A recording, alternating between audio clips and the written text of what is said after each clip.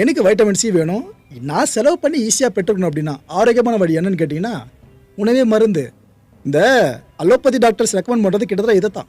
நீ சாப்பிட ஒழுங்காக பண்ணாலே போதுமோ உடம்புல 1000 பிரச்சனை எல்லாமே போய்டுன்றாங்க. வைட்டமின் சி உங்களோட உடம்புல இருக்கிறதுக்கு நீங்கள் இந்த சிவிங்கம் போட்டு மெல்றதோ இல்லைனா ஸ்ப்ரே எடுத்து அடிச்சிக்கிறதோ அப்படி இல்லைனா ஐவி ட்ரிப்பை ஏற்றுறதோ இதெல்லாம் கூட பெருசாக போவேணாம் மக்களே.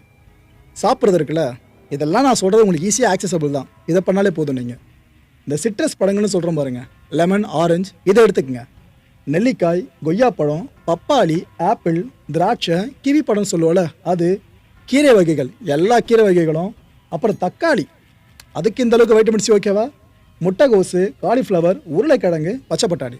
ஒரு விஷயம் நல்லா மைண்டில் வச்சுங்க, எல்லாம் நல்லது தான், ஆனால் அளவுக்கு மிஞ்சாமல் இருக்கணும், அதையும் பார்த்துங்க. ஓகே, இதெல்லாம் வைட்டமின் சி கொடுக்குமா, அப்போ நான் நிறைய எடுத்துக்கிறேன்னு முட்டாள்தனமான முடிவு பண்ணுறாதீங்க. எல்லாம் ஓரளவுக்கு டெய்லி உங்களோட உணவில் பேலன்ஸ் ஃபுல்லாக நீங்கள் இதை ஃபாலோ பண்ணாலே போதும் மக்களே. இந்த கான்டென்ட்டை பொறுத்தவரைக்கும் நாமளாக சிந்திக்க வேண்டிய முக்கியமான